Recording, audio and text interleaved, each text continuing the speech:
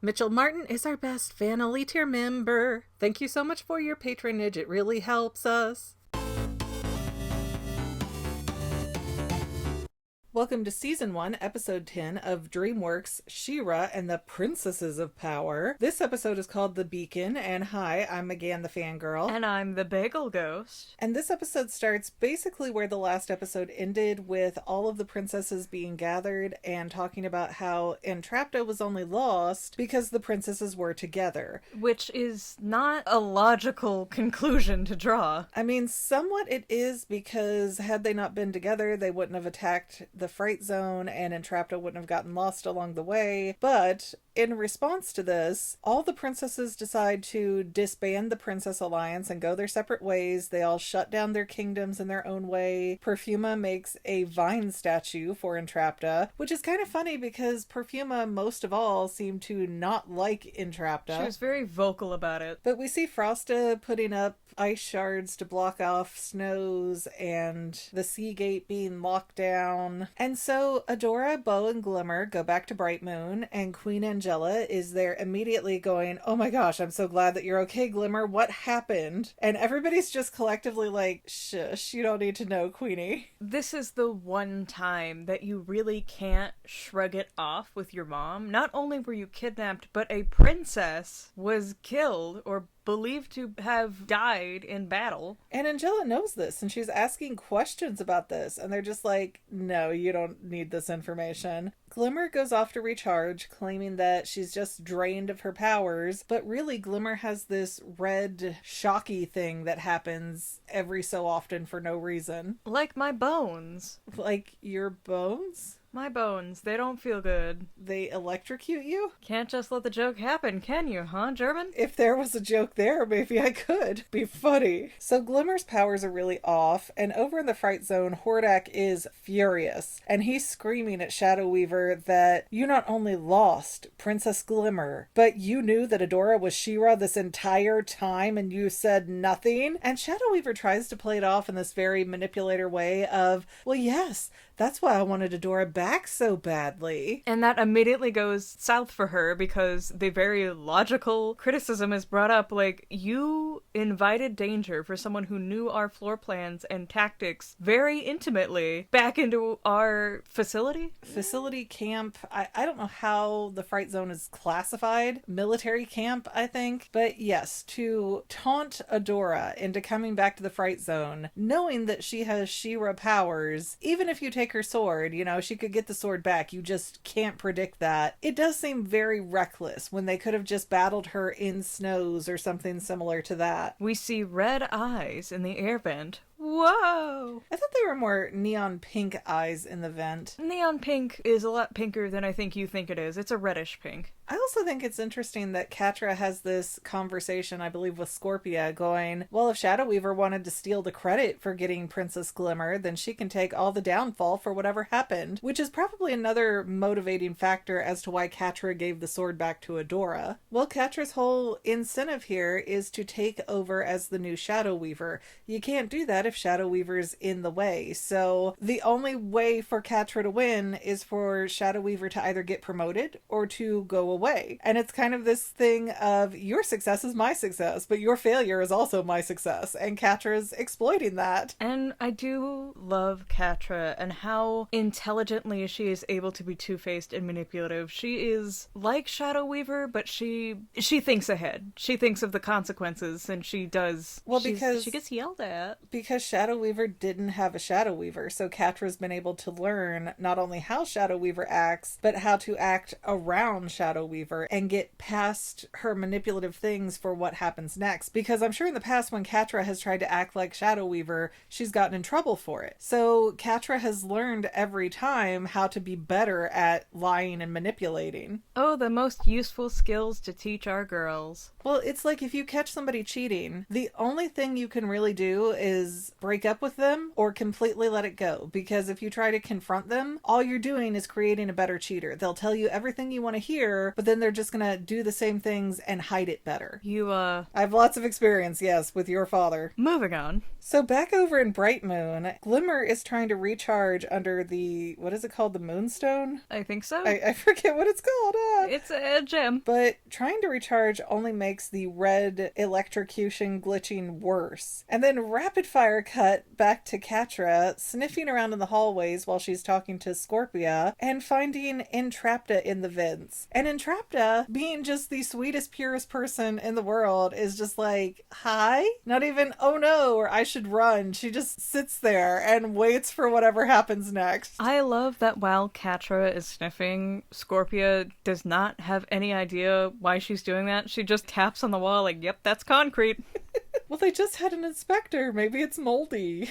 Scorpions do, I think, eat mold. Or maybe that's crabs. It's a crustacean. Back to Bright Moon again. Glimmer is lamenting that she can't get up to her bed because it's up so high next to the ceiling. But in the first episode, she absolutely had steps that went to her bed. Not first episode, but like first time we see her room, yes. Yes. Maybe the second episode. Sorry. The first of the two-parters. But Glimmer absolutely had a staircase that you could get into her bed without having the teleportation powers. So where did those go? Maybe she was sick of seeing them and got rid of them. Second of all, if she wants to take a nap, and by all means, honey, she deserves a nap, there are like 100 soft surfaces in her bedroom. They're literally talking about how she can't get up to her bed in front of a window bed. Yes, there's a window bed nook that is right there she could lay down on. It's like a slumber party nook or something. She's a princess. She's not going to sleep on that peasantry softness. Yeah, she needs the big pillowy floof that is her powder puff bed. She's got real Princess and the Pea syndrome, and honestly, hard relate. But while Glimmer is getting frustrated, Adora says, hey, maybe She-Ra and her sword can fix your powers, Glimmer. I think they can do it because I fixed the trees over in Plumeria. And Bo's going, No,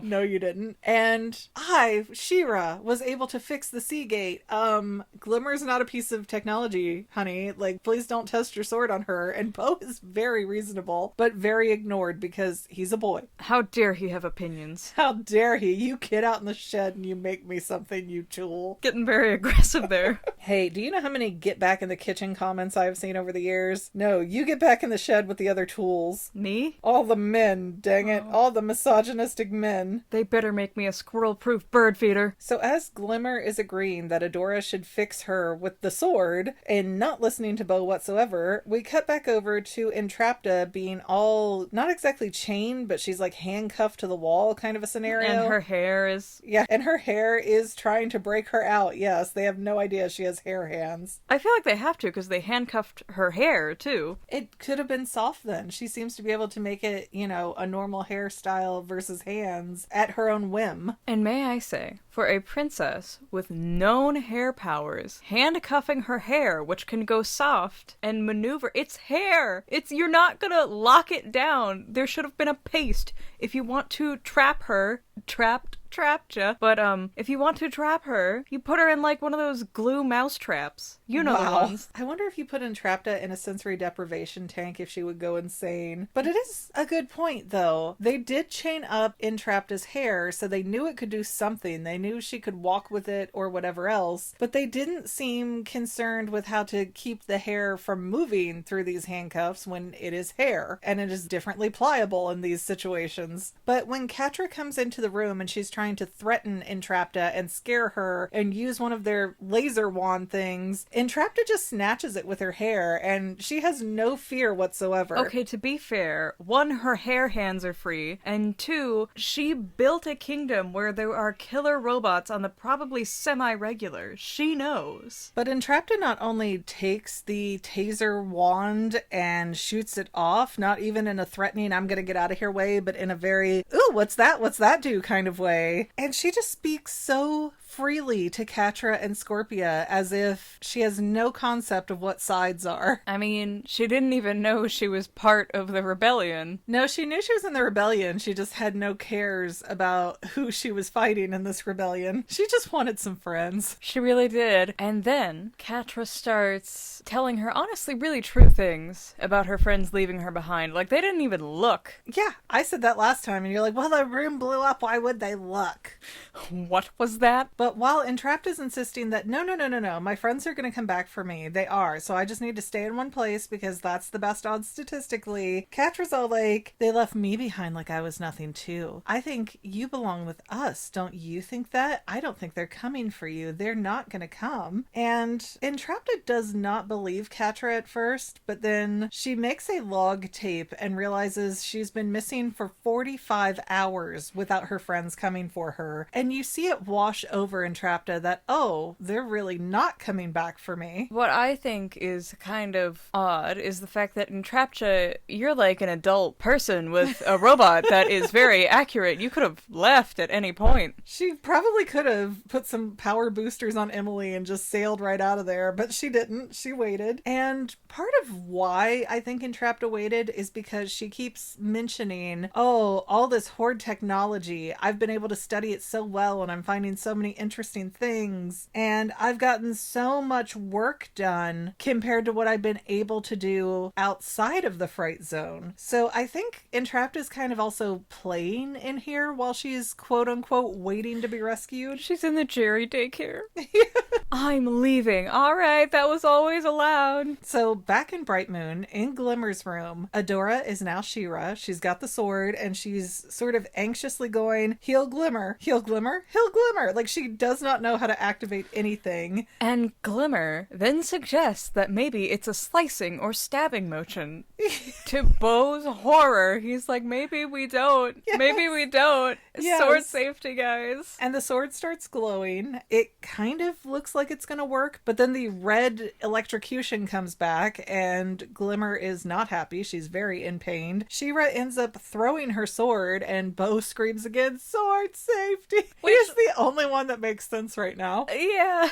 It feels like the end of Nightmare Before Christmas when Santa storms off and he's like, she's the only one who makes any sense in this place. Back over to the Fright Zone, because this is a very back and forth episode, we see Entrapta just slipping right in and out of her cuffs. So she doesn't even have to be there. I'm not sure if she broke through with coding like she was trying to do before Catra came in, or if she could just always slip her wrists through because she's a dainty little princess. All that small food is paying off, I guess, making small wrists or something. She does also have gloved hands, so she's probably super soft. But it's interesting because Entrapta slips out of the cuffs, kind of talks to Catra for a minute, and then slips back into the cuffs before asking almost for a favor. Entrapta starts going, well, you know, you've got some First Ones tech, and if I had enough First Ones tech, I could figure out this language, I could do all this cool technology stuff. It would be amazing because the Whispering Woods has this shifting landscape, but I've got this tablet that'll figure out within, what was it, 2 panels or something? Yeah, it's something like that. Of what will be where when, and that place is filled with First Ones tech. And Catra's very starry-eyed about this. She's all like, oh yeah, baby, we could beat the rebellion with this. What's a first one? Did she ask that? Yeah. It's so interesting how much information the Horde gathers and disperses, but yet doesn't. And I know that's a control tactic when you're manipulating soldiers and such, but you would think with how many people have disappeared in the Whispering Woods that maybe they would explain a little bit of that. It's magic, dude. Well, Catra even knows that Adora is She-Ra, and she has no questions as to how this is happening. Like, girl, y'all grew up together. You know that Adora doesn't normally turn into an 8-foot-tall blonde Amazonian. Only in bed. Oh, wow. But again, Catra has never questioned this. She has never gotten an answer for what is going on with Adora. It's Adora. She's probably head empty, just no thoughts. Follow order. But she hasn't even asked anybody else, hey Scorpia, hey Shadow Weaver, hey Hordak, how come my friend's doing this? No questions, no curiosity? Hordak, Scorpia, and Shadow Weaver don't know how this works. Hordak and Scorpia didn't even know that Adora and She-Ra were the same person. I don't know. Hordak didn't, but if Catra would have said something, hey, my friend got this sword and turns into a giant blonde lady, I feel like Hordak, much like Queen Angella, would have done something like, oh, She-Ra, the First One's tech, or something to that effect. Maybe he wouldn't have played his hand that loudly, but we could have had a little exposition for Catra's sake. I also love how Entrapta not only switches sides at a dime for whatever suits her best, but she's immediately like, yeah, let's go attack my ex-friends. I could build a big weapon. You could level their city in minutes. Well, yeah, she's angry. Heck have no fury like a cat scorned. I mean, again, I believe I've said this before, but you broke my heart. Now I'm going to break something of yours. Over to Bright Moon. Glimmer has not had a successful healing process in her room, and Queen Angella knocks on the door, and Glimmer tries not to let her in, but Angella's like, you're having dinner with me. We're having a one-on-one dinner, privately, don't care, no friends. Sorry. Not a request. Why did I say request? You're coming to dinner. I'm the queen. I can make you do this. Yeah. I have guards. I can force you here. And keep in mind, Glimmer can't teleport right now, so she couldn't get out of it if Angella forced her to go. But Angella doesn't know that. She thinks she's just going to be the HBIC and talk Glimmer into it. And of course, as soon as Glimmer shuts the door, she gets her red sparkles that hurt her. And again, hey mom, I'm having a problem. Could you maybe assist me with your experience and knowledge of thousands of years?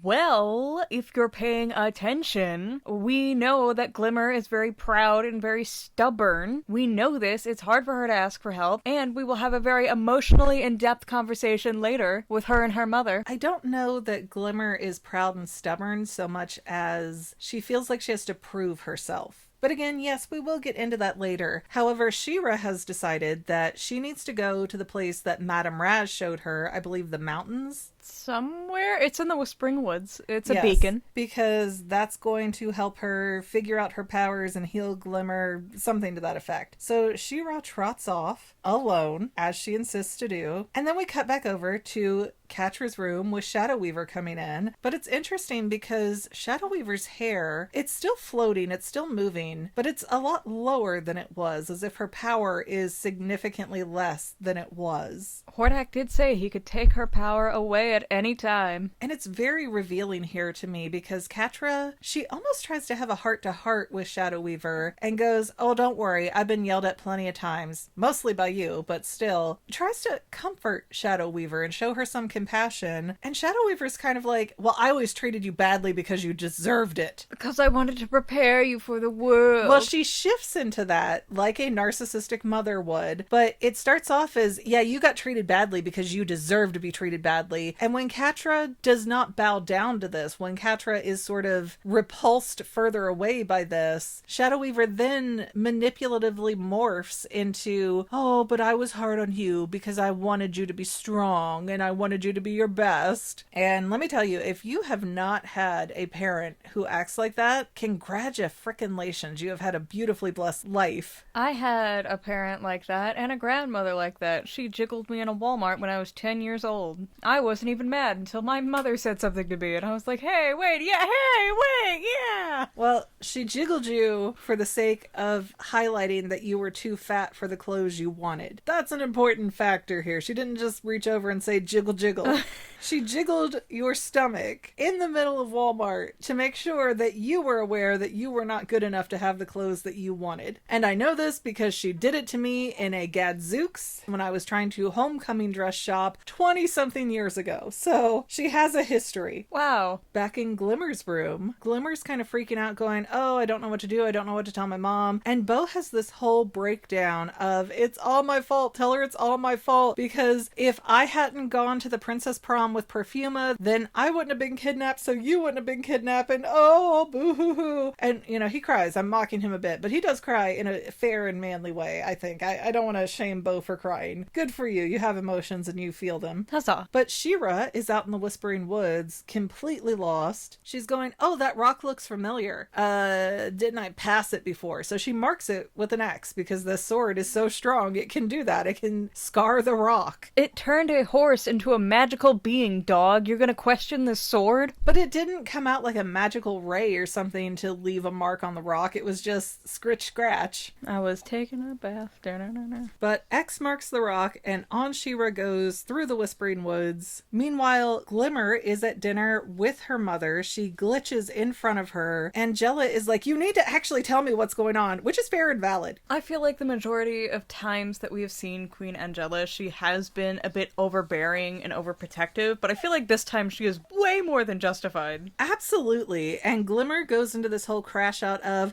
I'm sorry, I can't be perfect like you. And Angella's like, what the F are you talking about? I literally ordered the battle that killed your father, King King Micah. And she's like, whoa, I was like 2 at the time. No. Glimmer was way older than that based on future episodes. But Glimmer's like, oh, you've made mistakes too, mommy? And they have a bonding moment, have a little Gilmore Girls moment. And Angella seems to really process in this moment that she is doing a lot of psychological damage to Glimmer by being overprotective. They do have a really good heart-to-heart Gilmore Girls moment, so I don't remember for sure. I don't know if Queen Angella changes her tune after this episode, but I hope she does, because it did seem that as a mother, she got that she has been behaving badly for her child's mental health. And I lost my thought. Never mind. We're moving on. Back over in the Whispering Woods, though, we have She-Ra coming back to her ex-rock and going, what the heck? I was walking in a straight line. She's just trying to move on to her new rock. Yeah, She-Ra's getting frustrated, so she turns back into Adora. She does find the temple, the citadel, it was called something. The one that has Light Hope in it. Yeah, the beacon? Yes. And as Adora finds the temple, Catra finds Adora and just like, hey, Adora. And that's the end of the episode. Ominous, right? I don't think it's very ominous because we know where this is going, that Catra is going to come in and make some stuff crazy. She does. But there's a lot going on in this episode. I don't think it's a bad episode. It's a transitional episode. Yeah, it's filler, basically. No, it's not filler. There is nothing going on in this episode that we couldn't really skip other than maybe Glimmer's glitching and potentially Queen Angella and Glimmer's heart-to-heart moment. I feel like they could have done a lot more with this episode, but it was light, it was funny, we had things going on. I don't hate it. It's fine. I couldn't really say more than what is just thematically obvious. Well, then I guess at that, we will remind you to like, subscribe, comment, and share. You can hear our co-host getting a little upset back here. If you buy paid channel memberships, he'll stop. If enough of you buy paid channel memberships, maybe we can afford a nanny.